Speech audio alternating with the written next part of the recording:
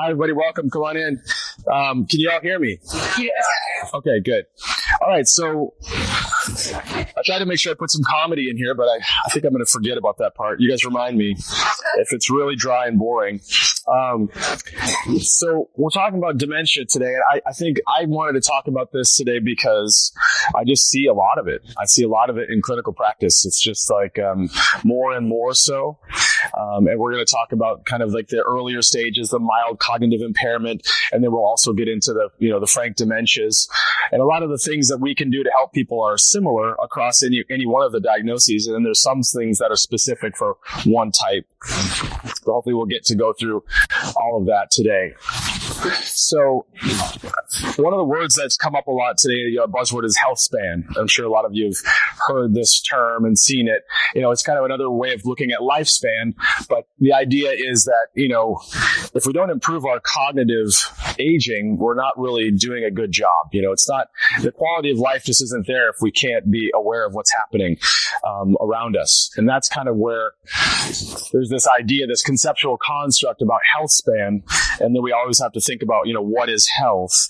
Because it's not what you can see, it's not just your blood pressure, your vital signs, and what we see in the labs, but it's really, how are you perceiving your life and how aware of it are you? How invested are you in it? And how present are you with the ones that you love around you with what you're doing?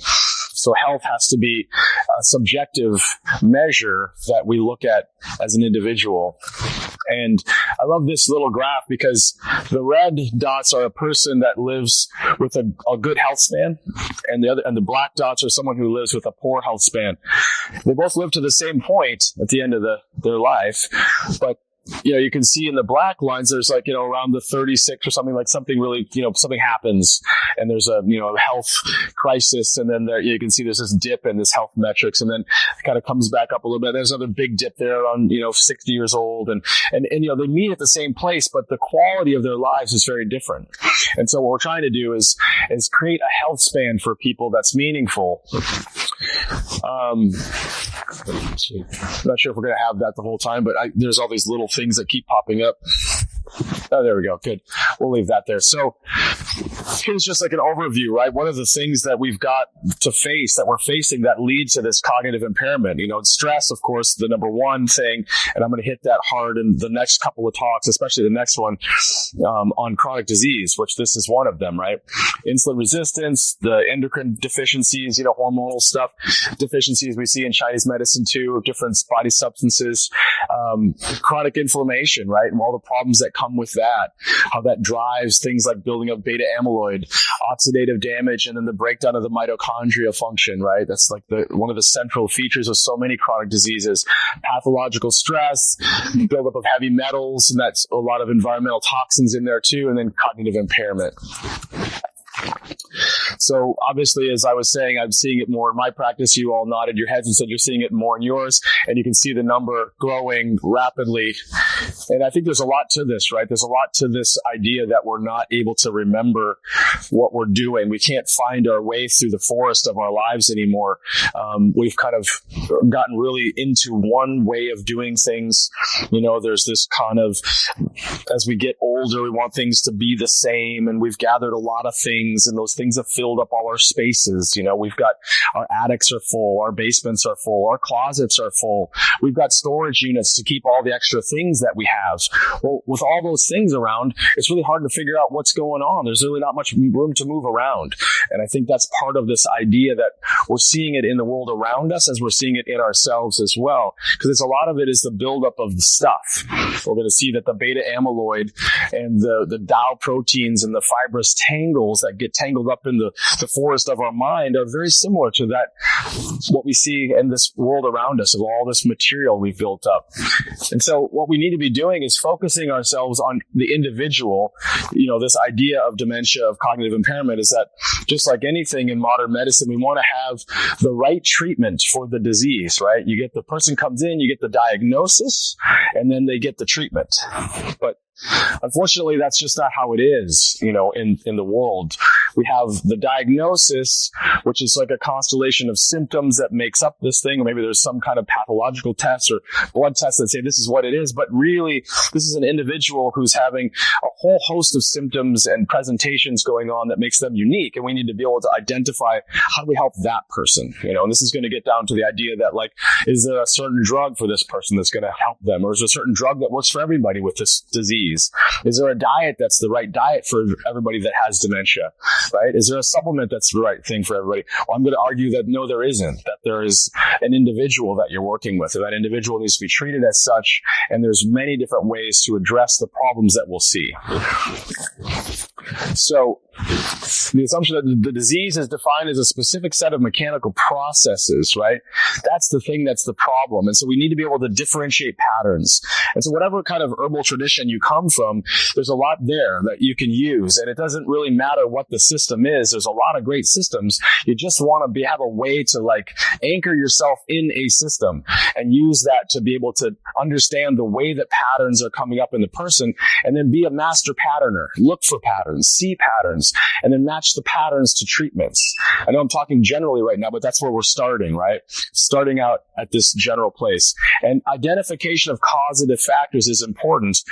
But like I've always said in my cancer talks, is that even if you identify the cause of someone's cancer, you have to address the cancer too first. You've got to address the cancer, especially if it's an aggressive, rapidly growing thing.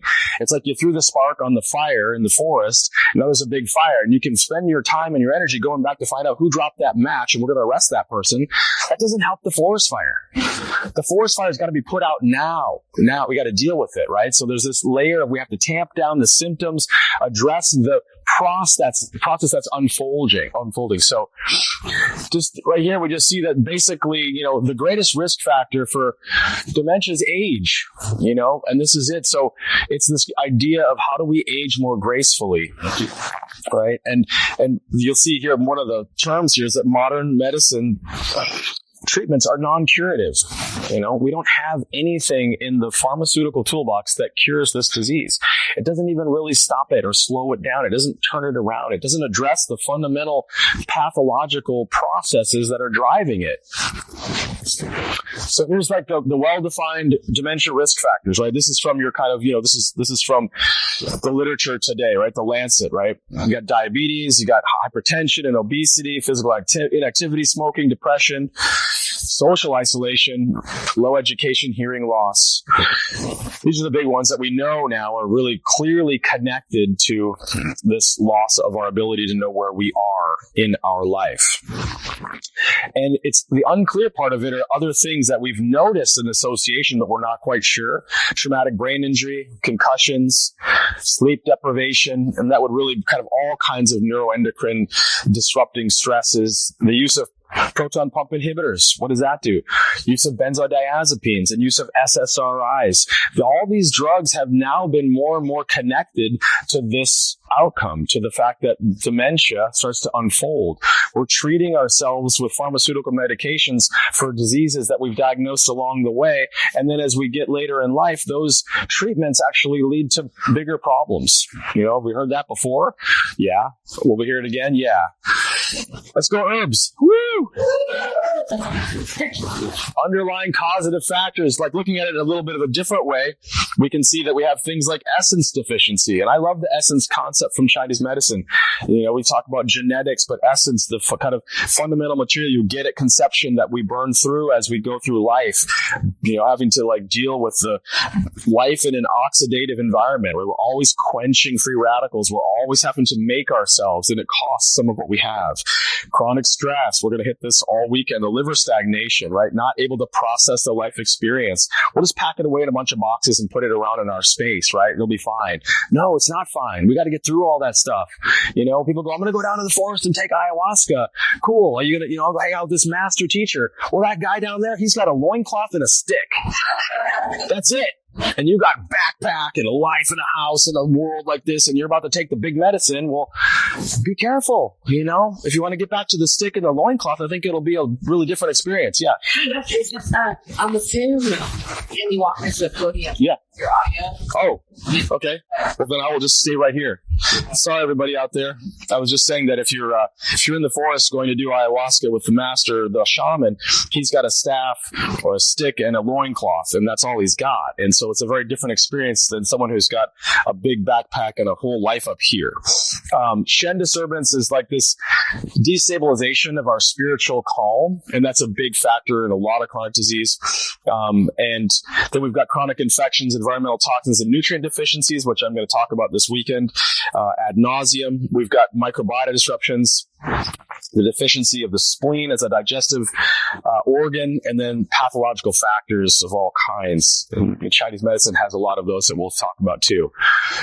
So MCI, mild cognitive impairment, this is when it's just kind of starting, right? You're just kind of noticing that either you or someone else is forgetting recent events. You can remember what you have, in your life. You can remember big things. It's easy to remember long-term stuff, but the short-term stuff's going to be harder and harder to find. And then word finding, like what was that person's name again? And where was that? It was the street that was over there. I know that a lot of us experience that every day. I know I do. I'm like, what's that word? That's not mild cognitive impairment. That's probably just, we're just not quite present in the moment and just taking our time. But, it's good to be aware that that is one of the main symptoms as this progressive loss of presence starts to manifest. And then the loss of sense of smell, interesting too. And that's that olfactory, a very ancient part of our brain that connects us and connects things together. And of course, as you know, right, how do you remember things? You often remember things associated with smells, right? I always remember back when I was going through my SATs, if you want to remember things, smell the thing and then do the studying. And then when the test comes, smell the thing and then boom, you'll have their memory. And it works really well. So that's another thing that we lose in the beginning of this. So early signs of dementia, same questions over and over again. Getting lost, right? Here's all that stuff again. Having trouble following recipes or directions, simple things that used to be easy. More confused about time, people, places, logic. Not taking care of yourself, not looking kempt. And so stress. There we go. Right. So adaptive energy is the key on this slide here. How do we adapt? Because we're all going to face stress. There's no way out of it. That's just life. That's how it is. And stress is actually really important. Without it, we won't survive. We have to have it. We have to meet some kind of demand. That's how we're here. But it really depends on this idea of this energy bank, this energy reserve, and how much adaptive capacity we have. And when we lose that capacity to adapt, that's when things start to break down. So even perceiving a stress, perceiving that there is a stress, whether or not there is one physically, is another big part of it. So what's the cost of prolonged stress? Well, again, it's back to adaptability and adaptation. And so there's this idea of cognitive reserve. And, we talk about adaptogens, right? We talk about adaptation a lot here. Well, there's a cognitive reserve that's, I think of it very much as parallel with this idea of like adaptogenic reserve, right? Where there's a certain amount of like essence, there's an amount of capacity that we have in our body to overcome stress. But we can actually bring this more compartmentalized to the cognition. And so we have this, if you look in the middle there, it says cognitive reserve, increased tolerance of neuropathology without cognitive and functional decline. So people develop dementia more slowly than other people without this type of brain reserve. So again, there's certain folks who can handle the same amount of stress and they don't manifest problems. And so it's very unique, again, to the individual. Yeah. So I'm just going to start jumping into some of the therapies because Lenny is always really like, hey, one thing I hear from people all the time is that you have all this great information, but you got to get to the treatments. And I'm like, okay, good. I'll start putting the treatments in right at the beginning. So hopefully I'm answering your questions, your desires. So we'll start here. So at the top of the list is just an overview, right? Adaptogens. And you guys be careful with the word adaptogen. It's not just like this sort of like garbage can term for any kind of plant that's a tonic. It's not. There are a few herbs, like a dozen in the world, out of tens of thousands of plants that we have worked with for thousands of years in cultures all over the world that have been defined as the kingly herbs that are actually adaptogens. And yes, it was scientists who decided this, not herbalists didn't make up the term adaptogen. Scientists did, like Lazarev, who said, look, there are very specific criteria to what an adaptogen is, right? It's non-specific, it's normalizing, and it's non-toxic, right? Lazarev's 3 N's. It has to be those things. It's very very anabolic. It supports the body rebuilding itself and adapting to stresses with no toxicity in a general way. These are herbs like Panax ginseng, American ginseng. We've got herbs like rhodiola, schizandra, ashwagandha. Very few, but we're going to hit them in here. But these are essential and basic, and they should be herbs that we could all take all the time. Okay? The longer you take them, the better they work. Tonics for the essence, calming stuff for the central nervous system, anxiolytics, antidepressants, herbs that enhance cognition, mitochondrial function focused herbs and nutritional therapies, neuroprotective agents, and things that improve the cerebral blood flow and oxygenation. So here's that list of adaptogenic agents for that anabolic, anti-catabolic activity. Remember, I said the number one factor is age, right? So let's help ourselves age. What do we have to do? We have to stop that breaking down process and build up the building up process so that those two things come into balance. If we break down too quickly, then we'll start to see the effects of aging, and it'll be on that black line on our health span graph. Rapunticum carthamoides, Luzea. This is this beautiful plant, the marl root, very powerful. It has these, compounds in it, phytoectosterones and ecdysone and ectosteroids that really nicely support the rebuilding, the signal to rebuild us. Mumi, that's the shilajit, also rich in these humic and fulvic acids. Beautiful stuff to help nourish and support that anabolic activity. Rhodiola, another one of those plants in the high mountains that conserves and astringes essence and materials. The pantocrine, the deer antler, that's more just, again, giving you the idea, the velvet of the antler, it's this deep anabolic aspect, and it would be arguable this is not a primary adaptogen. Panax ginseng, Withania somnifera, ashwagandha, and then eleuthero, kind of like the king of all the adaptogens. That's an herb in Chinese medicine that actually clears liver, it supports the liver and kidney, it enhances and supports the sinews, and then it also clears wind and damp from the body. It gets rid of some pathological factors. Panax ginseng, this is our kind of chief one. This is an herb that is in Taoist thought, you're supposed to take it at age 35 and continue through your life. That's the idea for most people, just to keep you from falling apart, from breaking down. It supports all these different aspects of your body, your physiology, and you can take it daily for long periods of time. If people are too warm, if they're a little bit hot already, because this is a hot herb, you can go with the American ginseng. That's our Panax quinquefolius, and we'll look at that one. That was a very similar set of compounds, these ginsenosides. But this herb, one thing it does that no other herb in our pharmacopoeia does is tonify the source qi. And it's almost like this place where essence is becoming energy. It's becoming the active force to do work in your body. Very special plant that does that. General anti-aging tonic, neurotrophic, meaning it improves neurological health, neuroprotective, right? Preventing various forms of neuronal cell loss, improving mental performance. Actually, one of the things that Panax ginseng has been known to do at the bottom of this slide is improve wisdom. Have you ever seen it's called human root, or originally man's root, but it looks like a person. The root actually looks like a person. This is a wonderful herb. Increases learning, dividing cells in hippocampus, prevents beta amyloid. It's really well suited for this particular concept that we're talking about today, this particular set of pathological manifestations that make up cognitive decline. Research. So American ginseng, this is like the sister of this Panax ginseng. The nice thing is it's neutral in nature, so it doesn't warm people up, but it still has all that wonderful, nourishing effects, tonification, like supporting the lift, the mitochondria energy, the flow across membranes, the charge across cells. It adds something. You can't do this with a drug. You can't do this with, a single molecule. It's a really special alchemical creation that Earth and Creator put together that we have identified as being very special. And that's why we use it. So you can use this every day for long periods of time. Improves memory and learning, right? Quenches free radicals, insulin trophic. And here's ashwagandha. And the dosing on these is you're doing tinctures of these herbs. You're doing mostly in a formula. I always put these together. I don't just give someone American ginseng. I'll give them a formula that has American ginseng in it. So maybe American ginseng is 20% of the formula, like a chief herb. Maybe eleuthero is 20% of the formula. So like this is a way of putting it together where you put the rhodiola in there. That could be like 10%, 15%.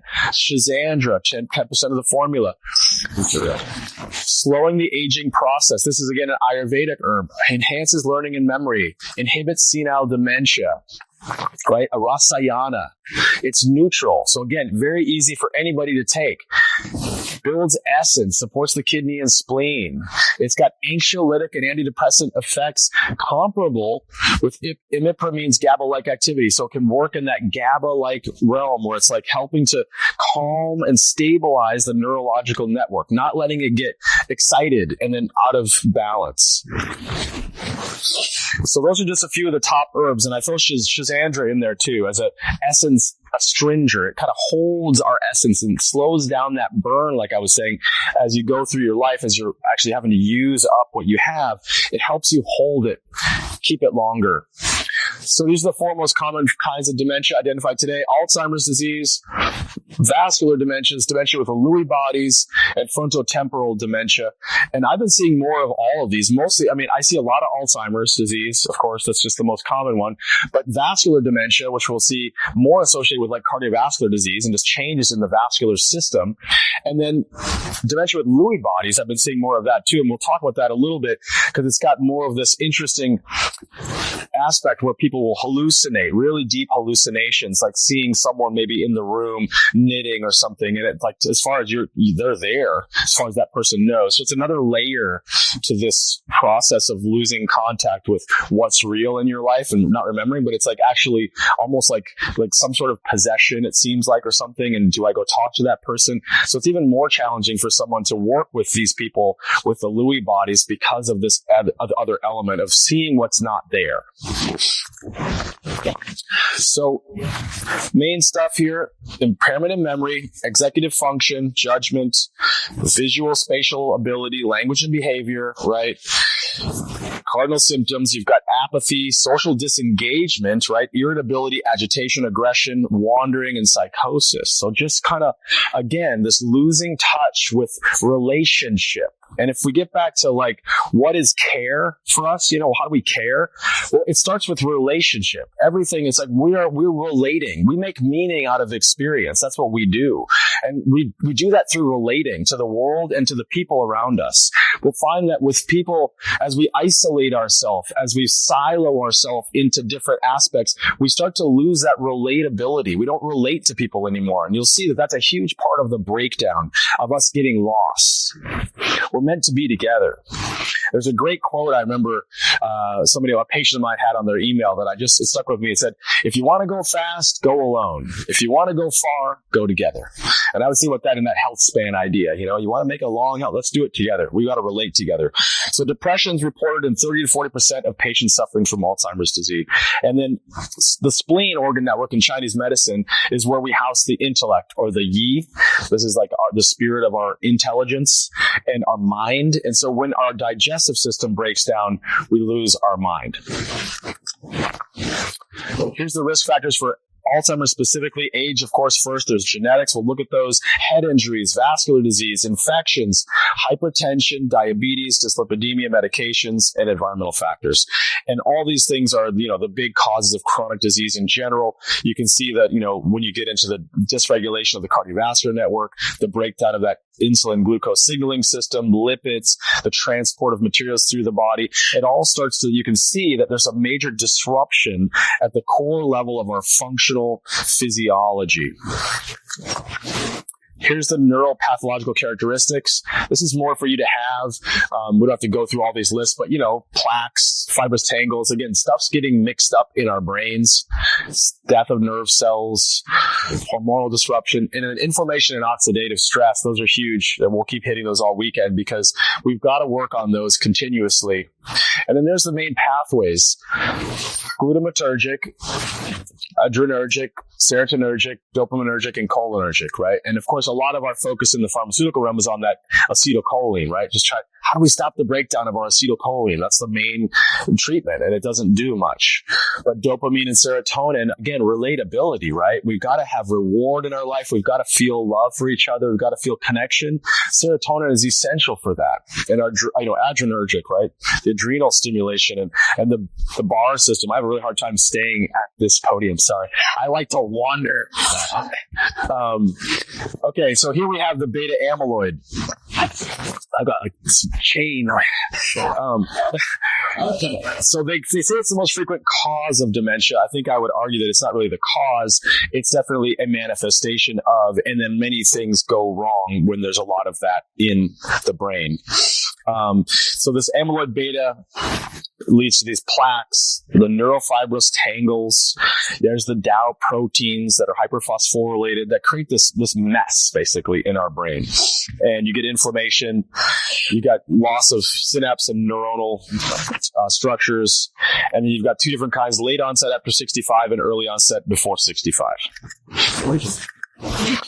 So the genetics, like I said, about 60 to 80% of Alzheimer's is related to genes, the amyloid-related genes. So these genes that are there, they get triggered. They're homozygous in people that have the most risk, heterozygous in people that have some risk. And we'll look at the kind of the apolipoprotein genes and how they break down. But, it's this basically, as soon as the right set of circumstances comes, boom, those genes express, and now you've got this pathological situation. Familial Alzheimer's onset less than 60. This is less than 5%, but there's presenilin 1 and 2. You've got APP. You've got these different genes that you can look at. And then in the non-familial, you have the ApoE genes. And then there's a bunch that we're learning more about 20 or so more now that we're looking into. But apolipoprotein E is the place we're going to look the most. And this is a transport molecule that's a cholesterol transport system. And, it's good for injury repair, the movement of lipids in and out of the cells, for energy and for, transporting fatty acids and then the materials that they contain. It's in the astrocytes, the microglia. It's got important roles to play, really important. And it's a big part of this beta amyloid buildup. So 3 primary isoforms, ApoE4. This is the one that everybody's looking at all the time. 10 to 15% of the population have alterations in this gene. And it's the strongest known risk factor for the late set Alzheimer's disease, the most common one that we see. And if people have homozygous, meaning both alleles are altered, they're 15 times more likely to develop the disease than someone who doesn't.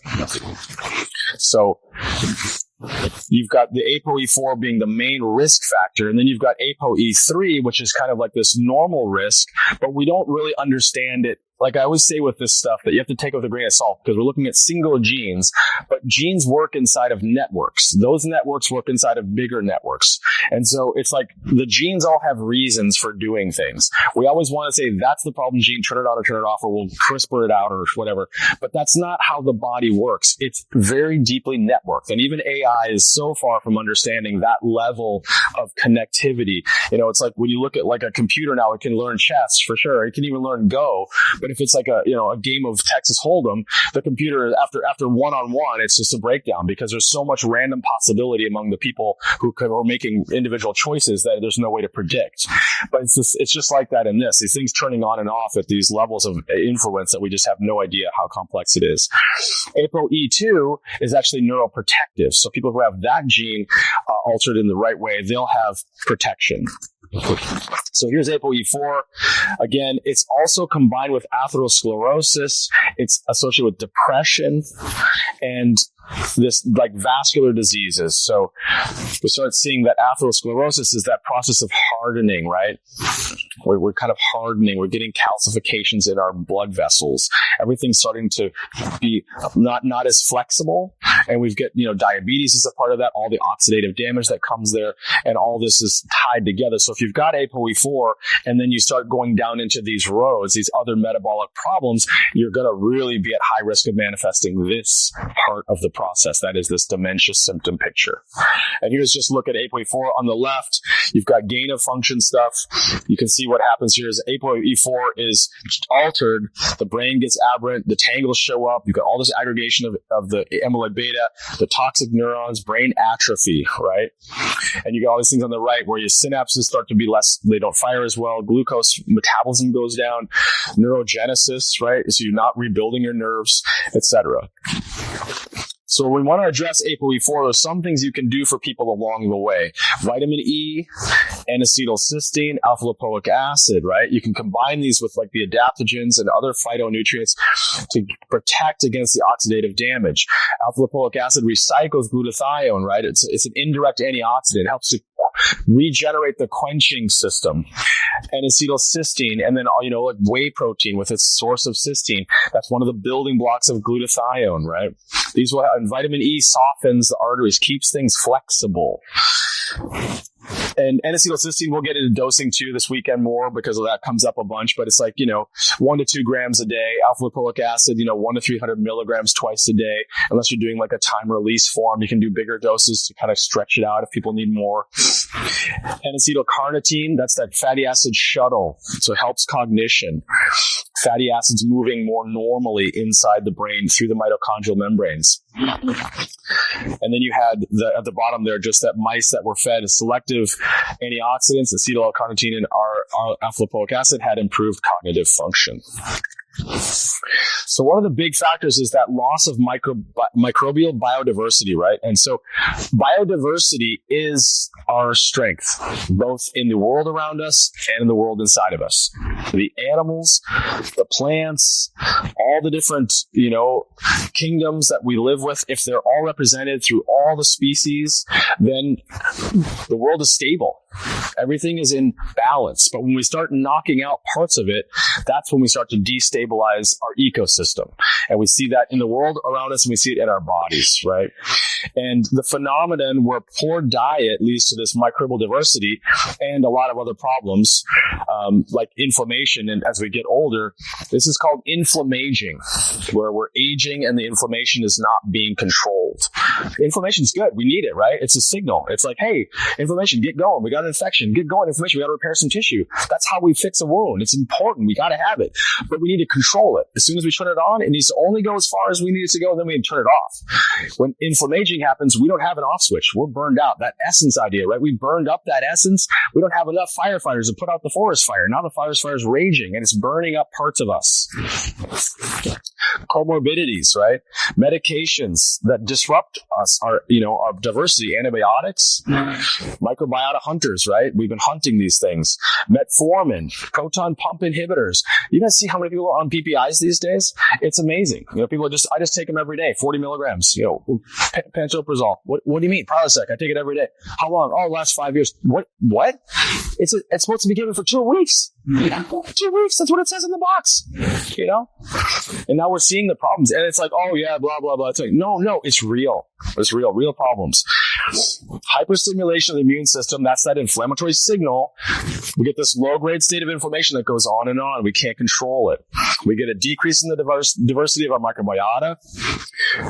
And we get basically the lymph vessels in the meningeal spaces in our brain get affected.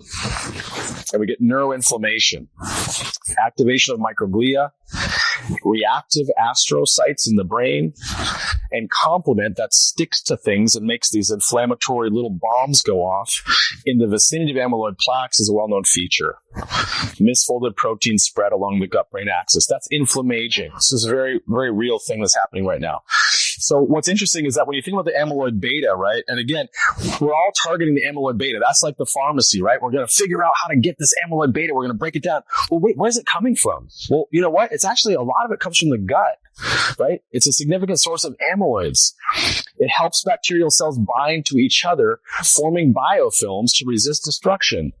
Biofilms are how the bacteria establish themselves. It's like they're networks, they're cities, they're integrated communities inside our mucous membranes in our digestive tract. That's how they do it. So amyloid is there. And we see that gut barrier dysfunction when there's a disruption and we get this like leaky gut, stuff starts to get into the bloodstream that shouldn't be there, like amyloids. We're just starting to uncover how this connection is playing out. So here's the connection, right? The amyloid beta is an antimicrobial peptide used by other microbes to kind of like, a competition. It's not an independent cause, meaning it's dependent on other factors like this. There's this idea that the innate immune system gets dysregulated and the infection starts to proliferate. And you get this complex organism that's affecting beta amyloid production. It's moving through the neural lymphatics, which back in 2016, we didn't even know there were lymph ducts in the brain, right? Just to see how far we are away from understanding the physiology. Now it was like the Bigfoot of neurology. Now we know there's neural lymphatics. There's actually lymph ducts in the brain, right? Moving materials in and out. So there's this direct link now to the microbes and to amyloid and to how it moves in and out of the brain. And viral infection has recently been touted as the most compelling cause, or one of the most compelling causes, at least the evidence there, for Alzheimer's disease. So viral infections, bacterial infections, and we're going to talk about infection because it's not really like, I don't want to use that term and like, I got this thing and now it's in my body. No, all of it's in us all the time. It's about microbiota imbalances. It's changes in the opportunistic capacity of organisms, niches that are formed when we change the environment. When we clear cut an area, well, other things grow there, right? That's the same thing when we do in our bodies. We take antibiotics and just destroy a part of our microbiota. Well, something else lives there. It grows there. It's happy to. It's got space now. So the viral part of it is a big link. HSV1, HHV6A. So it's 2 times as present in Alzheimer's disease brains. So there's a link here with the viral. So chronic infections, which we're going to hit in my next lecture, how chronic infections can drive so much of this chronic disease picture. Spirochetes, right? We're talking about Lyme disease and all these other Bartonella, Babesia, Ehrlichiosis, neurosyphilis. Neurosyphilis is like syphilis that you never really dealt with it. The symptoms weren't that strong after 9 months. Then it kind of goes into this dormant state and then it starts showing up in the nerves for up to 50 years in people. These things like infections that have this link that we haven't really connected. So the gut-brain axis is bidirectional. And the idea just that the brain-gut microbiota axis can contribute to neurodegenerative disorders. Well, I mean, we know this, right? But it's just the data is coming out more and more clear that we get that increased permeability in the gut barrier.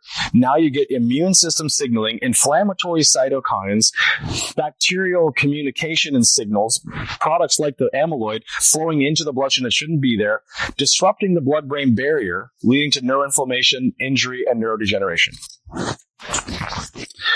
So this is just looking at this intestinal barrier and how when that gets disrupted, you start to not only change, and I always like to make this clear that in the gut, we have the gut-brain barrier, right? And then in the brain, we always think about the blood-brain barrier. And it's really clear that I'm not talking into the microphone, that the gut-brain barrier, the gut barrier is this, this really tightly controlled place. But we always think about the blood-brain barrier as this really tight place where certain things get in and out, that it's protected. But we actually have the same thing happening in our gut. And we're just destroying that thing in our gut all the time with so many different things that we do in our life, the things we've been talking about. And so they're really reciprocal to each other. And that's the point, is that the leaky gut is the leaky brain. And the leaky brain means to things in the brain that aren't supposed to be there. And again, back to how much stuff do we need?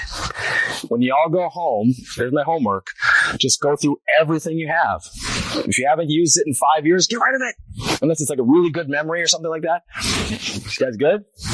All right, cool, good. Your mouth truly is the gateway to your body.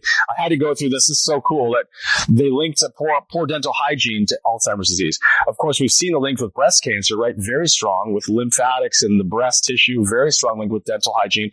And there's this one bug, Fusobacterium nucleatum, that makes this inflammation that can infiltrate the nervous system metabolism and exacerbate Alzheimer's disease. Can generate severe generalized inflammation and can reduce the memory and thinking skills in mice. So they actually gave mice this microbe and they actually got lost in the maze, literally. Where's that microbe from? This one is from mostly in the mouth. You find it in the mouth. I mean, the microbes are everywhere. It's just that it'll proliferate in your mouth. Like some people will have it, like, you'll see it if you pick it up like on a test, like a GI, panel, you'll pick it up and you'll often look and you'll see like the dentist, you can ask them, they'll take a look and do a sample and test the mouth and there'll be like, huge amounts of Fusobacterium. And it's getting from the mouth down into the gut. And it could be. I think it's just one of the many millions of organisms that live in the human. Oh, there's like 40,000, bacteria that we know of that live in humans around the world. It's one of them. It's there, but I think it's just at a low level in most of us. Yep. SIBO, small intestinal bacterial overgrowth. And just another, this Fusobacteria can grow over, it can overgrow and be a part of the problem too. And then of course SIBO, just, a big imbalance in the small intestine that leads to all kinds of problems. Viruses, like I mentioned, there's just a huge amount of evidence now that the viral trigger can awaken this process in the brain. And sometimes, like things like, you look at people who have these long-term viral infections that they get triggered and then they wake up in the nerves. This happens all the time. It's like shingles, right? People getting shingles. We didn't necessarily just get it, but I know that with herpes, some of us will manifest things in our bodies, even in a couple, and then someone else doesn't. One person gets cold sores, one person doesn't, one person gets canker sores. It's different. And so it doesn't always mean that like you're exposed and you get it, but you might have exposures that lead to like low-grade infections around in the nervous system, and then nervous system depletions, deep effects, weakness or loss of capacity can result in a flare-up of the viral. Maybe it's the virus itself, maybe it's antibodies that we're building to it that's causing an inflammatory cascade that's leading to neurological symptoms, but it's like it's there. And we'll hit that again in this more chronic infection talk.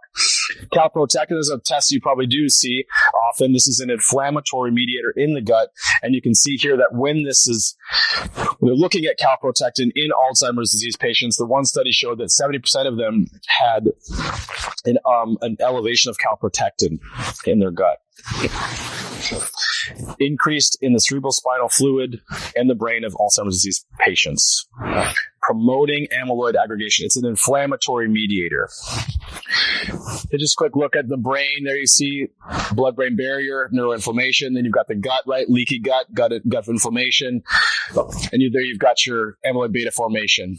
And then you've got the microbiota in the bottom. And one thing in there, lipopolysaccharides are a big part of the process too. And I didn't want to get into that. There's just so much, but I'll just mention it, lipopolysaccharide production. So you got to get the microbe population organized, and it's got to be diverse. It's got to be diverse to be strong. There's no one microbiota, palette for a human being. It's not how it is. It's all unique. But it's just the change the soil, right? Change the soil that they live in, make the soil habitable for the good bugs, and then you'll be happy and you will have so much disease. Fecal microbiota transplant. I love this stuff. The first one was done in China in 300 AD, and remarkable results. There's some really cool stuff happening in this now. Like there's Raybiota and there's Voust. They're like these systems that you can get, fecal microbiota transplant more in an approved, FDA approved kind of setting. But I will say that part of the thing with it is that, when you're getting a transplant, you're getting part of another person, right? And so like when someone gets a liver transplant, you're like that person, you've got a new liver, then all of a sudden you start playing guitar. You never played guitar before, right? This kind of thing happens, but it's maybe a little bit subtler with microbiota transplants, but it's real. They took mice that were depressed over here, and then they made them depressed. And they took these mice and made them really happy, gave them all the good things, and then they switched their stool and they gave them fecal microbiota transplant, and the happy mice got depressed and the depressed mice got happy. So my thing is, I don't really want to just be getting some stuff from somebody I didn't know. I want to know the guy, or the girl, whoever it is, I want to be like, that. I like that person. They're cool. I want their stuff, right? Because all of a sudden I'm doing stuff and I don't know. Why am I acting like that? I don't know. Vascular dementia, just to kind of check it out, this is the decreased blood flow to the brain with hypoxia, right? You get the MRI abnormalities where you've got this hypoxic areas. Strokes are a big factor here. And diseased small blood vessels, changes in the white matter. That's the vascular dementia pattern. So vascular disease is manifesting in the brain. And so big cerebral blood flow enhancement agents that we have, vinpocetine, semi-synthetic, originally from the periwinkle plant, right? 5 to 10 milligrams per day is a good dose. It really helps to oxygenate brain tissue. You've got arginine and citrulline. Those are the precursors to nitric oxide. So for vasodilation, for getting more blood flow into the extremities in the body, folks who have a Raynaud syndrome, for example, do really well with this type of thing. But so you're trying to increase blood flow to the brain. Gotu-kola, great for the, vascular tissue. Panax nodo ginseng, I love that one. Sanchi, it removes blood stagnation to stop bleeding. Right? It's when blood is blocked and then the blood extravasates out of the vessels and starts to move into the tissues because it can't flow easily through those areas. Nodo ginseng, with its particular mix of ginsenosides, opens the blood flow and keeps the blood in the blood vessels. Salvia miltiorhiza, that's the Chinese salvia, the danshen, great for so many things. The tanchinones are remarkable for what they do for the blood vessels. Ginkgo, great one for oxygenating the brain, really powerful for blood flow in those small blood vessel areas. And then saffron, really great for oxygenation of tissues. Saffron. And that's a coveted plant all over the world. That's a really hard one to grow and amazing medicine that people don't really use much. So Chinese medicine, right? This is a great concept because the ideal medicine should not only improve cognition, but also improve the production of vascular factors. So it really needs to work on the blood vessels. And like I said, some of those herbs I just mentioned are really helpful. And what you see here is that you work on the kidney. Chinese medicine, the kidney system, the kidney network manifests and generates the bone marrow, the bone, the neurological tissue, and the brain. That's all coming out of the kidney network. And we have the elimination of turbidity. That's the tangles, the amyloid, right? The Dow protein. That's all this turbid material. So we want to clear the turbidity and then promote blood circulation. That's what we do, especially with the vascular stuff. So Chinese medicine is a great tool to be able to use to undo the pathological factors and improve the outcomes in vascular dementia. Curcumin, this plant is just so amazing, right? Does so many good things. Removes blood stagnation. That's the class of plant, of herb that it's in. To remove blood stagnation. Reduces heavy metal toxicity. Prevents beta amyloid. Anti-inflammatory. I like to do like a teaspoon of curcumin or turmeric powder, like in a smoothie in the morning. It's a really good, just basic dose. Rather than doing curcumin or curcuminoids as these isolated parts of it, you can do the whole plant. And I talked to Bharat Agarwal, the guy who did all the research on this plant, and he loves the whole plant, even more so than the curcuminoids. It's great to get them too, but I like, the full matrix of the molecule, of the molecular structure of the plant. And this is frontotemporal dementia. This is really where you have this frontal and temporal lobe dysfunction in the brain. It's not the amyloid plaque kind, and it's more the neurofibrillary tangles with the Dow protein. And the primary kind of pathological material here is qi and blood stagnation, and then phlegm turbidity. So you want to reduce the phlegm, resolve the phlegm, and then break up the qi and blood stagnation in folks with this type of dementia. And I mentioned Lewy body. These are these alpha-synuclein materials, these bodies in the brain tissue. We can see them, but most of the time, the diagnosis is made based on the symptoms. And like I said, it's like this change where people oftentimes will have this hallucinatory aspects to their loss of sense of where they are and what's happening. And then there's, of course, mixed dementia, which is when you have more than one type present. Most commonly is the vascular and Alzheimer's. So those two overlap commonly. And so I talked about this relationship aspect, right? And how important it is to relate to each other. So the brain has the ability to sense gut bacteria, right? And then the bacterial signals go up to the brain. And you have this afferent and vagus nerve route where along the vagus nerve, our parasympathetic nervous system, you have this movement of information, right? And the idea is that the social brain has really developed around the microbes. So if you think about what are the simpler forms of life, like a worm, right? Like any kind of a worm in general that basically just is a mouth, right, that takes in materials and then it has a back end that it releases things. Well, that's a simple, like all life is that way. You eat something in and then you let something out. But then around that, we've developed this incredibly complex way to interpret that experience and have this all life of language and all things that we do. But in the basic structure in the middle, it's like we're eating something in and we're letting it out, right? So very, very simply, back to these creatures, these microbes that make us up, they are actually wanting to communicate and be biodiverse and hang out with each other and share experiences. Yeah, that? Okay, yeah, thanks. Yeah. Jeez, I hope you guys are having fun out there on Zoom. Man. So anyway, so there's an idea that the social brain actually is developed out of the social nature of the microbes, that they want to be together. They want to hang out together. They want to party. They want you to drink wine and share the glass with your friend. And I'm always saying, like, people are always like, I don't know, I want to share my glass. Or like, if I like someone, I probably want to share their glass, like, can I get a little bit of what you got? That's cool, like that. I think about it in that kind of way. And I think that's again, biodiversity, I'll tell you a really gross story. My dog is this amazing, like, wolfy guy. He's big maroon. And when we go backpacking, his favorite thing to do is, yeah, Yeah, exactly. I won't even say it. Okay, so we'll move on. You just got to find rocks. That's the key, rocks to cover the hole. Okay. But he's so healthy. Oh my God. So there's neurotransmitters in the gut, 40 that we know of. And here's the big ones: dopamine, epinephrine, norepinephrine, serotonin, GABA, acetylcholine, oxytocin, made in the gut. Right? That's where they come from. The neurotransmitters, especially serotonin, right? Comes from 5-hydroxytryptamine, made in the GI tract, found in the platelets in the central nervous system. It's in those enterochromaffin cells that line the GI system, in the platelets, taken up by the central nervous system, and it's distributed everywhere to have this effect, right? It's estimated that 90% of the serotonin is made in the digestive system. So and the microbes transform that 5-hydroxytryptamine into serotonin, right? 5-HTP serotonin. So this is just to let kind of, again, serotonin is this like, hey, I'm not worried about me.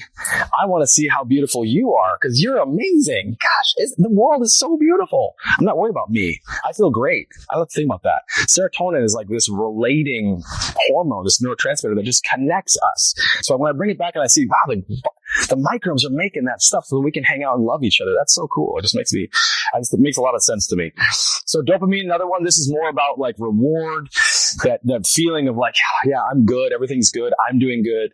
I feel great. It's got a lot of likes on my Facebook page. Wow, that's great. Dopamine, it's like and that's another thing. It's really important for us. And we feel good when we have dopamine, and when we feel good, we make more dopamine. So it's about reward. I'm not going to go too deep into it, but there's a lot of ties between things that we do, behaviors that we get rewarded with dopamine from the microbes to help enforce that behavior. So if we eat a food that certain bugs like you get back from work after kind of a long day of being sort of suppressed by your kind of petty tyrant boss, and then you're like, you get home and you're like, God, refrigerator, freezer, ice cream, and then you're like, I feel good. It's like the microbes are like, yeah, the ice cream, that's what we like. We'll give you dopamine all day. Just keep it coming, But it's hard to break that habit. It's really hard to break because then you got to change the bugs and you got to stop feeding them. And they get mad and they dump a bunch of toxic stuff in your body. And they're like, no, go back to the ice cream. So anxiety and depression. Over 10% of Americans are on antidepressant medications. Man, 20% suffer from anxiety. And you see that a lot, right? Anxiety and depression together. They're not very often separate.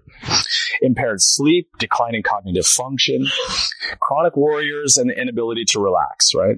So remember, I always say anxiety is worrying about the future. Depression is worrying about the past, There's a really great Alan Watts quote. He was saying, like, we're always trying to, explain things. It's like the universe is being made every moment now. The universe didn't get made in the past because in the past it was being made now, and it's being made now. So if you're on a ship and you're looking back at like what you just went past, it's like you can see the wake going out behind you and the wake's fading off into the distance. And you're looking back there saying, well, I want to explain things by looking back there. Well, it's like it didn't happen back there. It's happening right here.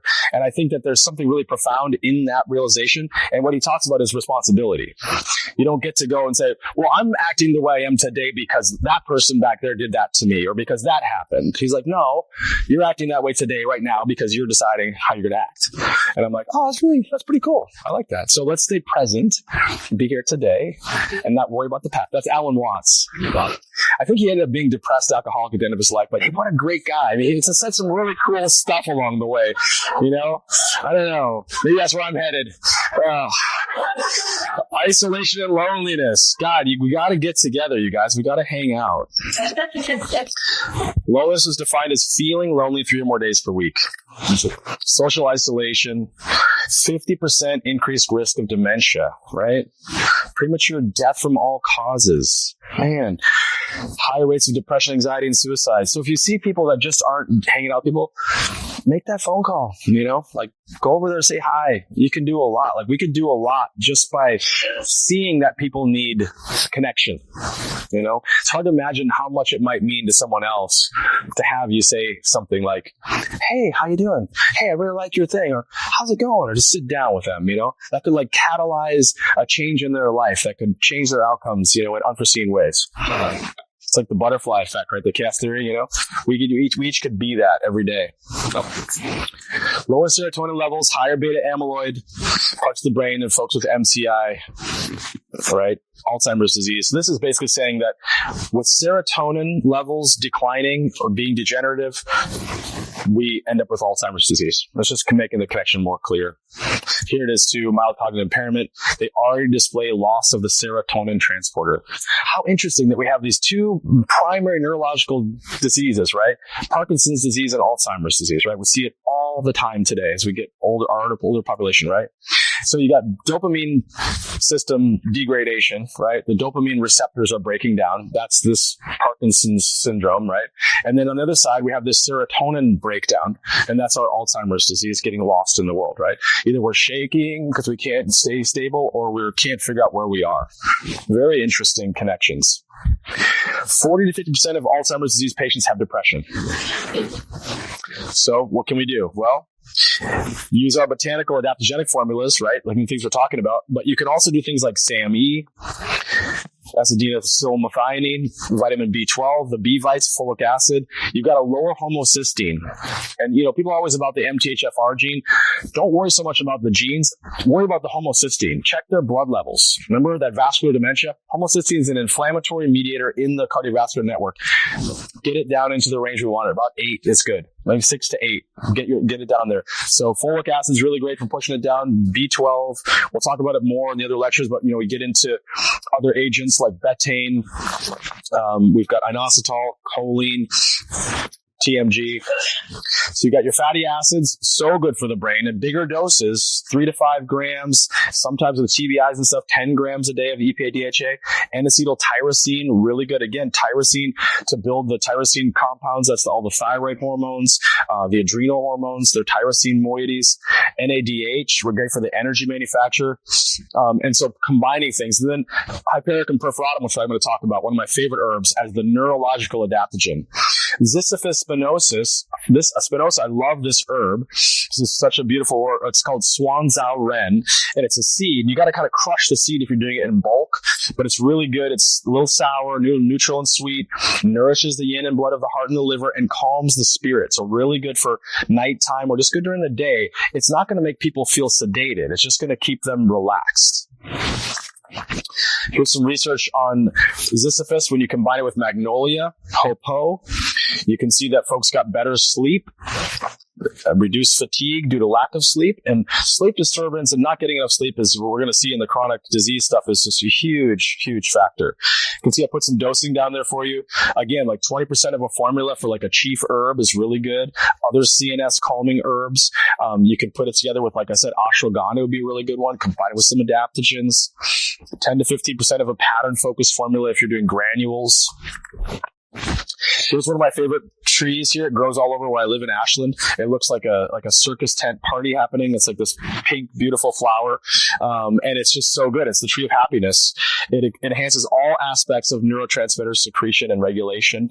And again, it's kind of that adaptogenic type of effect, but it's not an adaptogen, but it like balances neurotransmitters, antidepressant and anxiolytic. And then Bacopa monnieri. This one is also really wonderful. The only thing I see is if you get higher doses, it can be a little GI disruptive for some people, but generally it's really good. It breaks down the beta amyloid, gets like metals out of the brain, does a really nice job of connecting memories. And you can actually take this plant, take it by yourself, get some of it, get it capsules or whatever, sit around with your friends, sip on a glass of wine, and take Bacopa, and you'll see that you'll like remember things better. It's really cool. It will actually, you can feel it. Now, I don't use it again as a single herb, but I'll combine it with other things also. Increases the concentration and ability to retain information. Like I said, aluminum is one of the few things that gets aluminum out. Aluminum's hard. 300 milligrams per day is a good dose. So Hypericum, I love this plant, right? This is St. John's wort. Forested areas that have been disturbed by fire, logging, or road construction. Well, what does that remind you of? You know, we're clear cutting our neurological network all the time, right? We're clear cutting our gut microbiota. That's what we're doing. And so what grows up along the roads in Oregon after a clear cut is St. John's wort. It just, you'll see it everywhere. It just sprouts up. It's like amazing. I go out and harvest it all summer. It's just like, I'll just walk around in the woods and eat it. You know, it's beautiful. And so you can see this idea that if memory is like a forest, we've walked down all these paths over all the years of our lives. And the more we walk on them, just like in the forest, the more open they are. They're clear. Like, you know, you can walk the same path and it's easy to see where I walked. But if I haven't walked somewhere for a really long time, gosh, where was that? A bunch of stuff grew over there. You know, you have to like really be focused to try to find your way back to that grove or that little glade where the memory is. But sometimes you can connect it with another place, you know, so if you keep making connections, the trails all kind of interlink. I always think about it in terms of that, like it's like very forest-like. And I think about indigenous people who lived in that indigenous way in the forest. They knew the forest really well like that because they moved through it all the time. But so the idea that we clear cut sections of it, right? There's the same idea that, you know, what the heck happened here? I don't know. Where are we? I don't know. It's all just a bunch of, you know, just it's like all this now. This new stuff grew up everywhere. There's no trees. There's no patterns. There's no trails. And so then Hypericum is the stuff that pops up. So I always think on a very basic like doctrine of signatures level, it's a perfect plant for what we're doing with dementia. And then you see that it has this incredible effect on serotonin, right? Which we were just talking about as this really important neurotransmitter in the relating and memory issue that we're having. It's got a long history of use, addresses depression and mood aspects, right? It's a restorative and alterative, great for detoxification. It's one of the best detox plants. A newly published animal study provides new insight into possible actions of H. perfluorum in the treatment of patients with impaired adaptation to environmental stressors and simultaneously suffering from cognitive impairment. It restored levels of synaptic plasticity proteins, improved processing of spatial information and stress in cortisone-injected rats. Don't be afraid of this plant because it messes with 3A4 and it's going to make every drug not work and whatever. It's a great plant. It's amazing. Amino acid therapy. This is just really cool. From Paul Anderson. Things you can do to support neurotransmitter activity and health. So in addition to using the adaptogens, in addition to using the Hypericum, you could also do things like glutamine, really good for the gut, right? Very important for secretory immunoglobulin production. Glycine, very calming. GABA. Some people do well with GABA, some people don't. Take it as a wafer, you know, you can like melt it in your mouth. You just have to check it out. L-theanine, nice for the you know, kind of calming that agitation, good for sleep. L-tryptophan, that's a precursor to serotonin, so good for depression. 5-HTP also is another version of that. Some people do better with one or the other. I like tryptophan. That's the form we see it in nature. 5-HTP is one step towards, you know, serotonin production, right? We said 5-HT as we saw.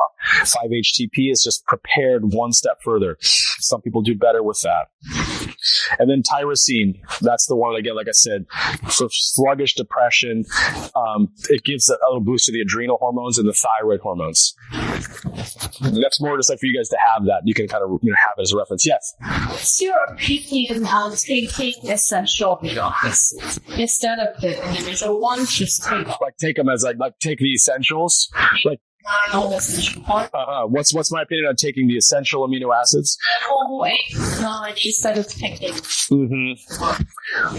Well, I mean, it's an interesting question. I think that it's good to make sure that the diet is, replete with all of them. And if you feel like they're deficient, they're not getting enough, especially people that, if you're vegetarian, especially if you're vegan or something like that, it can be really good to do like an amino acid, formula for them. The branched chain amino acids are really good for combating the catabolic breakdown. So we need those building blocks to use to build us up.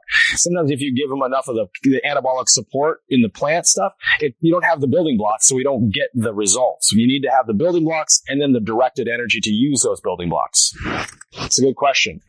So the mitochondria, right, like the source of chi. I always say that, ATP is like the currency of chi. It's like we build energy into the structure called ATP, and then we release that, and that gives us energy to do work, right?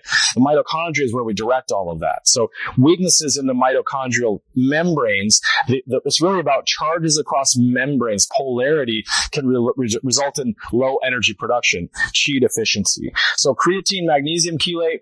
Creatine's wonderful, especially for people that are aging. It's great to combat sarcopenia, the breakdown of muscle. It's great for enhancing mitochondrial activity, but get the creatine bound to magnesium, not the creatine monohydrate. And the dose, 3 to 5 grams a day. And people with AD showed significant enhancement in brain capacity, cognitive performance. Carnosine and alpha-lipoic acid rejuvenate aging cells. Inhibit glycosylation. That's that cross binding, when you glycosylate. Sugar oxidizes with the hemoglobin. Prevent cross-linking of proteins to DNA. Prevent formation of other abnormal proteins. And here's carnitine and acetyl-L-carnitine. Acetyl-L-carnitine is really specific for the brain. So enhances energy production, facilitates the transport of fatty acids. You can think of carnitine as the fatty acid shuttle, where it's shuttling fatty acids across the membranes in the mitochondria to create energy. The dose on there, 1 to 2 grams a day.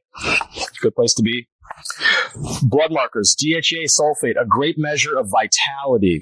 How much vitality is there? It becomes all of the signals that make us.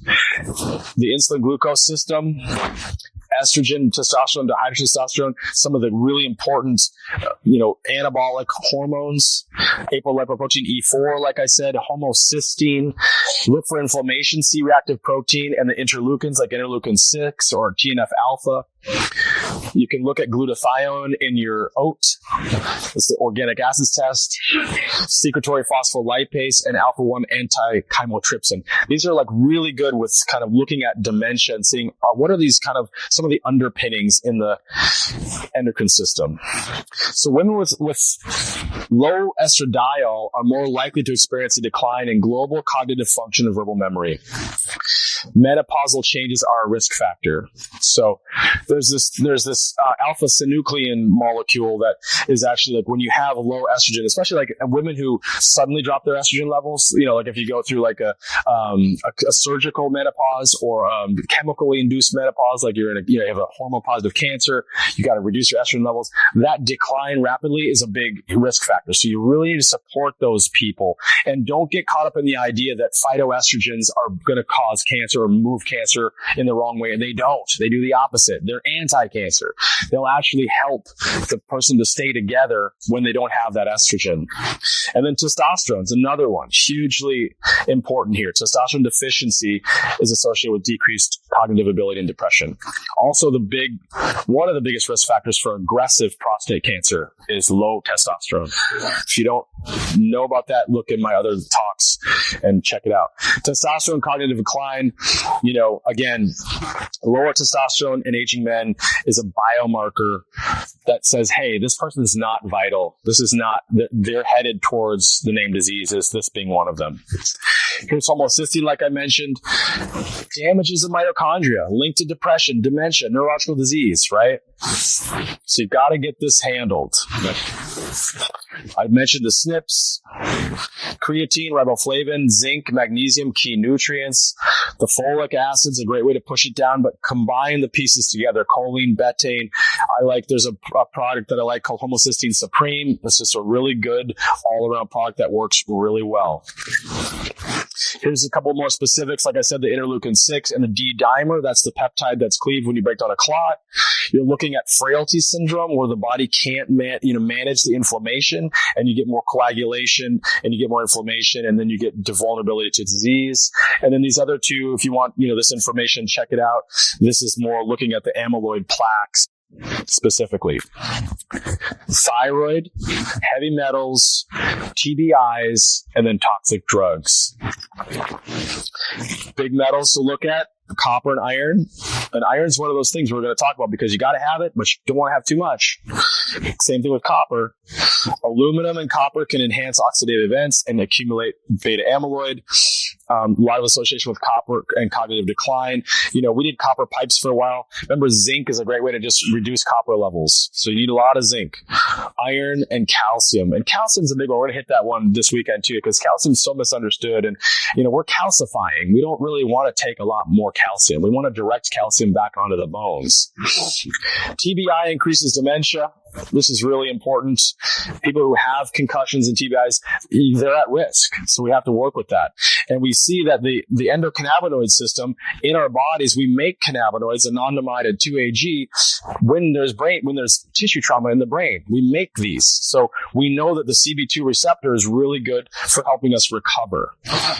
So we can use CBD, and CBD is a cannabinoid that doesn't stimulate the TH1 receptor. It helps us maintain our own endogenous cannabinoids. It stops the breakdown of them. It holds them together a little bit longer, so we get more effect from them.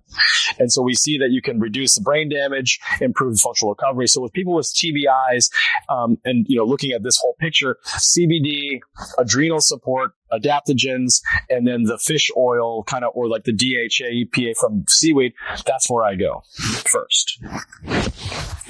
DHEA. I just want to say about DHEA, the one thing is that you want to make sure that the people have it, but you don't want to give it to them as a supplement. Very rarely. Most of the time, support it with things like Tribulus, right, which has the protodiazine in it. Use the adaptogens, get their amino acid profile right, build their DHEA levels up by supporting their vital force, and you'll see it recover in their DHA sulfate level. Doesn't work. The DHA oral doesn't provide the benefits. So what's interesting is that people come in for diagnosis for, this Alzheimer's disease, and pretty much it's already past that point. Like I was saying, once you've got this manifestation of this process, they're already all the way that far. And so at that point, there's less we can do for them. And that's what we see, that the pathological changes start happening decades before they get the manifestation of the outward symptoms. So start thinking about it in terms of people, like, let's start addressing it now, right? Serotonin, relate, dopamine, let's get them together, quench, free radicals, look at their blood work, make sure they're good, keep everything stable. Do that and we can avoid this problem. Because right now, basically the only option we have is supportive care, right? All the available treatments currently approved by the FDA are designed for supportive care of symptomatic treatment. Wow. That's really depressing. Drugs approved for dementia. Acetylcholinesterase inhibitors to stop the breakdown of acetylcholine, and the NMDA antagonists. That's a neuroexcitatory system. There's galantamine. It's approved for treating mild to moderate AD. And you have rivastigmine and donepezil. It can be used for any stage, but you get nausea, vomiting, diarrhea. And then you've got memantine, which blocks the NMDA receptor. That's approved for, moderate or severe AD. It can be used on its own or with other things. You got Aricept now. There's new drugs coming out all the time. But again, there's a lot of side effects and they don't really work that well. There's this new stuff, aducanumab. It's a monoclonal antibody that's supposed to be, targeting the amyloid beta. There's a bunch of trials going on with it now, but again, it just doesn't really do anything. It's not really helping. A little bit here and there. Drugs for cognition. No drug has shown neuroprotective potential. So you're not addressing the problem at all. You're a little bit helping the cognitive aspect of it, but how much of that's placebo? How much of that's just like, the doctor gave me a pill, it's going to help me remember things? Probably all of it? I don't know, because there's just so little benefit in the data. The literature is just like, man, placebo effect's like 30%, right? That's why we put a placebo in every clinical trial we do, because we want to make sure we rule that out. If you just tell somebody that they're going to do good, they might just do good. A lot of them. If you tell them they're going to do bad, they might just do bad. That's the nocebo, right? These are really powerful effects, but these drugs, I don't know that they're doing much except for causing problems. Boost the amount of acetylcholine available, not indicated in the mild cognitive impairment. Increased mortality rates suggested in the literature now. Higher withdrawals due to adverse events. But there may be synergy with botanical and nutritional agents. So people are going to get these drugs. So give them herbs with them. It'll help. Cholinesterase inhibitors. With behavioral symptoms, there's some side effects. The differences aren't clinically significant. Not recommended for vascular or frontotemporal dementia, so only for like the Alzheimer's, dementia in the Lewy body. With the memantine, you can get blood clots, psychosis, and heart failure as side effects, so not ideal. So the small effect, right? These are the approved ones. Aricept is the donepezil. It's approved to treat all stages of Alzheimer's. Galantamine or Razidine, approved to treat mild to moderate Alzheimer's, not approved for mild cognitive impairment. The study outcomes were poor. You have Exelon, the rivastigmine, approved for mild to moderate Alzheimer's disease, but not shown to be helpful to prevent progression of MCI. And you have Tacrin, which is Cognex. It's a newer one. Then we have cool things like Cupersia serrata, right? This is the club boss that comes from Chinese medicine, used for swelling, fever, and blood disorders. And I got to make sure I get the drugs in there, right, you guys? Because we're studying and we want to have our CEUs, right? So you guys getting CEUs? Bam. All right. So cholinergic enhancement, that's one of the things that Cupersia has been studied to do. But this has been used for a very long time in Chinese medicine to kind of clear up some of these, remember, like blood stagnation, the kind of buildup of turbidity, that's what we talked about. That's what it's doing. But then at this deeper molecular level, we're seeing that it actually has some acetylcholinesterase action, but that's not all it does. It's better than that. 200 micrograms twice a day. Ginkgo. Similar benefits in the literature to Tacrin and donepezil, two of those drugs we just looked at, as far as the effects go. So you're having this mild benefit just with ginkgo alone. And then the ginkgo lides are neuroprotective, so they're breaking down the damage, they're stopping the damage, inhibits stroke, increases blood flow to the brain, right? It's got anti-cancer properties, antioxidative and antidepressive activity, suppresses amyloid beta, right? Synergistic combination of rosemary and salvia miltiorhizum together with ginkgo. That's a great base for a formula. Rosemary is the herb of remembrance, right? So always want to put some of that in there. Memantine, that's this drug. This is this glutamate, right? So it acts on the NMDA receptor. I want to mention that. The glutamate receptor. So glutamate is this, we break down products to get into glutamate, and like glutamine can go that way, but it should go towards glutathione instead. But glutamate is the stimulatory. It's excitotoxic, and you get this, effect that's exactly what we don't want today. So memantine's supposed to target that, but it just doesn't do a very great job at it. No benefits in the earlier stages. And so sleep can actually get worse when you're on these drugs. So I was saying how important sleep is. You gotta sleep. And remember, guys, it's not how long you sleep, it's how well you sleep. You can be in bed for 12 hours, but you didn't sleep for, crud. You gotta sleep. You can sleep for 6 hours and really go in and you're good, and we'll talk about that more. But ketamine is a really interesting thing. This is something that's, it's just come around a lot these days, but it's an anesthetic, right? It's been used more now in anesthesia. And I've got some friends in anesthesia who have said that when they've used ketamine instead of other things, more propofol, more of the other drugs, they've seen better results, both in terms of the person's outcomes, and the surgery went really well. Everything was calm, and then they came out of it being like, I feel great. And ketamine has this, it's a disassociative, right? But the idea is that ketamine could play a role in neuroprotection and the improvement of psychiatric symptoms in Alzheimer's disease. So not that it's going to be the thing that's going to heal Alzheimer's, but there are people now doing ketamine-assisted therapy, psychotherapy, to help people disassociate from the traumas that have led to them pulling away and no longer relating to parts of their life that were really powerful. Yeah. So instead of being like, oh, God, that was really intense that I went through with that person, I want to know about it and really understand it. They're like, God, that hurts so bad I can't even touch it. I'm going to stay over here. But now you have all these things in your world that you don't even touch anymore. And they're all fermenting and weird, and you can't get near them. Well, ketamine is like, hey, What's that thing? I don't know. It's kind of cool. It's over there. Wow, look at that. From over there, it looks like, I see what's going on there. Oh, cool. Oh, it's fine. Good. We're going to read. Okay, I'm done with that now. It's amazing. It actually does that for people. So it can be a non-selective NMDA inhibitor. It's got a lot of different wonderful effects. It improves brain-derived neurotropic factor. I don't know if you guys follow Andrew Huberman, but he did a big thing on ketamine. He talked a lot about how it drives that brain-derived neurotropic factor. So it creates the opportunity for neuroplasticity. So the growth of new neurons to create new pathways. So in the places in the forest that you couldn't go because you didn't want to go there because it was burned out and it would scare the crud out of you, well, you can go there now because you feel okay about it and you're kind of walking along. You're like, oh, well, this is okay. There's new stuff growing up in here. That's pretty cool stuff.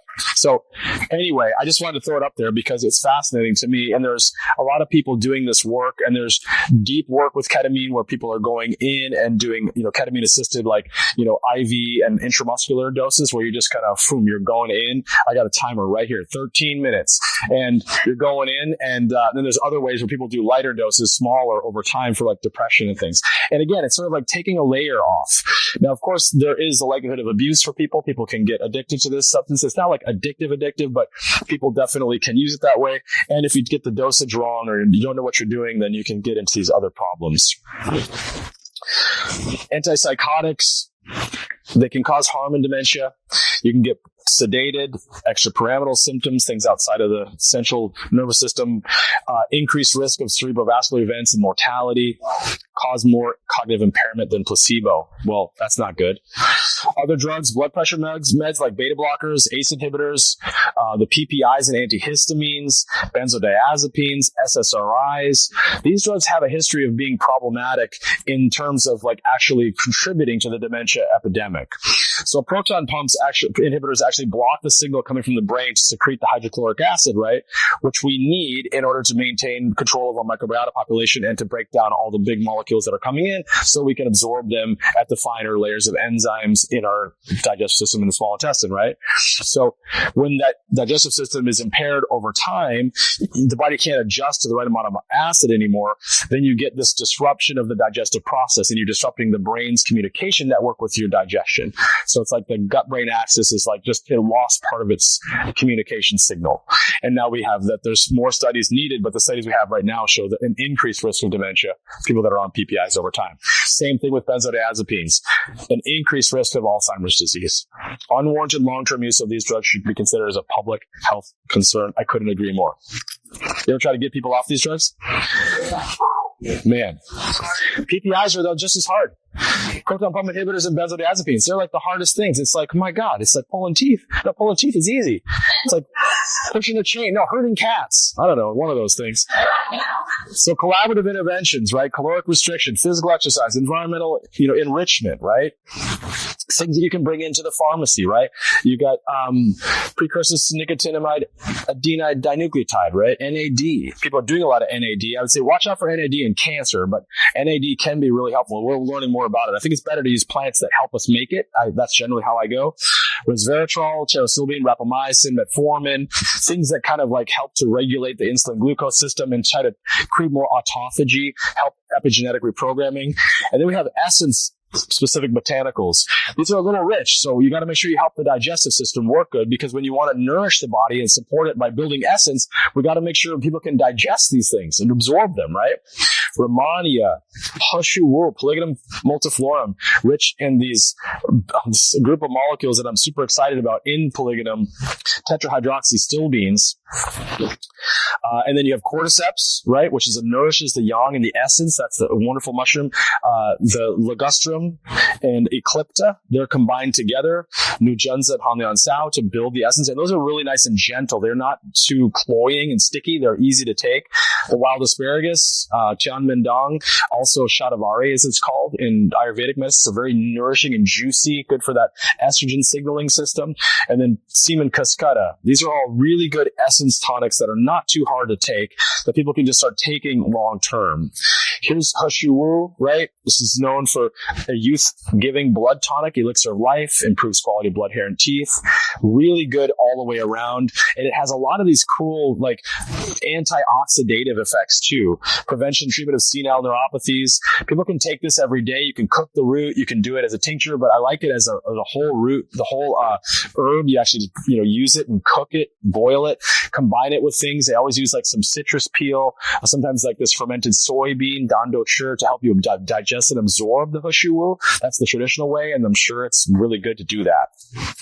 You can see here's the tetrahydroxystolbean glucosides, calcium channel antagonists, antioxidants, cholinomimetic, cholinesterase inhibitor, right? These compounds have been shown to do these things. They showed 209 Alzheimer's disease patients for 12 weeks. They had a 93.3% effective rate in improving their symptoms, prevents learning memory deficit in AD-like models, reverses learning memory deficit. Here's some research for you to have. And medicinal mushrooms, right? They clarify. They're biological response modifiers. They tonify. They cleanse. They're bioremediators. That's what they do. Reishi, Trimides, chaga, poria, shiitake. Just get these into our people all the time. Poria. This is the mushroom that's most specific for the digestive system, for the spleen. It's a spleen tonic. It drains away dampness and turbidity to tonify the spleen, to help it. So it improves memory and cognition in old age, overcomes anxiety, worry, and fear. Remember that anxiety and that worry is the most damaging thing for the spleen and the digestion. When we're worried about the future, we can't be present to digest our food. We can't be present to digest our emotional experience. We've got to calm down, chill out, breathe, relax, and then we can digest things. Rosemary, like I said, carnosic acid, carnosol. Rose is great too. I was just smelling the geranol, and the roses, but the rosmaric acid, rosmaric quinone, carnosic. This is such beautiful stuff. I was talking about smell and enhancement of memory. Such a good one. Has so many good effects. And green tea. I mean, I could just put this in every talk I've ever done. I mean, green tea is just amazing. When I was in China, I just grew everywhere, and it's definitely just a treasure. Epigallocatechin gallate. It's got L-theanine in it. And when you do green tea, the catechins are great, but you need the whole complex. The methylated xanthines, a little bit of the caffeine, a little bit of the theophylline, all of it together is what makes it that matrix that's created by Gaia and heaven together to create this plant, right, that we love. And so all of it together is the best. Tons of data on that one. I mentioned resveratrol and pterostilbene. These are these phytoalexins that are made by plants to resist stress. They're antifungals. They inhibit lipopolysaccharides. These are part of the problem with the beta amyloid. Reduce the COX-2, which drives the C-reactive protein, so it reduces pro-inflammation. It helps to regenerate catalase and SOD, superoxide dismutase, how we quench the free radicals in the mitochondria. It enhances those systems. The sirtuins. So this is really cool too. Dose, look at the range, 75 to 2,000. Well, what do you do? Somewhere in there. There's different studies. These are all, sorry, I'm going to go further into that. Sorry, let me leave it. But, these studies went from this is just all these different studies, and where the dose went from 75 to 2,000 and the duration up to a year. But it's all really good safety studies and showing cognitive enhancement, right? And also protection, neuroprotective from resveratrol. So I like the whole plant, right? That's Polygonum cuspidatum, or hujiang in Chinese medicine. It resolves all the different types of toxins, phlegm and dampness and heat and turbidity. It does all of them. And it's just, resveratrol is richest in that plant. But you can get some resveratrol, combine it with some of that plant, combine it with other plants, and, sip a little bit of red wine, which has resveratrol in it, and put it all together, and you get what you need. I normally get in the range of like 500 to 1,000 milligrams a day for people with cancer. If I'm trying to work on a more, like something that's more severe, I want it in a little bit higher dose, but I don't think you need to go to the 2,000. So diet. Is there one diet? Well, no, but the Mediterranean diet, as a general guideline, has been shown to be really well. It does really well. Also, things like music, art, drama, dance therapy. Remember how you keep yourself happy? You do the things that you love. What were you doing in your life when you were happiest? Do that every day. Ask that every patient. What were you happiest? What were you doing? I was sailing. Go sail. I was doing art. Go art. What were you doing? You were doing clay? Make clay. And then right there, you just get this huge improvement in that well-being. Okay. Put the anabolic plants and nutrients together with whatever you're doing, and it will work better. Overall, with exercise, you got to be a little careful. Don't push too hard. Don't push too far. If you over-exercise, like David back there, he's always over-exercising, and so he's, so you can see he's breaking down. Basic dietary principles. A healthy diet has plant-based foods, probiotics, antioxidants, soybeans. Yes, soy is actually okay. Just don't do the tofu. Do the tempeh. Do the miso. Ferment that stuff. Make sure it's organic. Omega-3 polyunsaturated fatty acids, right? I like small amounts of animal products just prepared in the right way and loved and, cared for, all that. But anyway, you want a really good diet. There's no one diet, but I love this meta-training stuff because the studies were, they had 32 studies in the systematic review that it showed cognitive performance was better, right? Decreased risk of developing dementia. And one of them showed that even in midlife, performance was better. So there's a lot to it. And that's an ancient diet that has a lot of, history to it. And there's a reason for it. It's traditional. We did it because it works. And then the ketogenic diet is a really interesting one because people are really about keto now, keto. But it's not like keto is for everybody. But ketogenic diets were developed because of epilepsy. It was an epileptic treatment. So it's very neurologically connected. And about 50% of people with epilepsy who did a ketogenic diet successfully had a reduction of their epileptic seizures, which is amazing.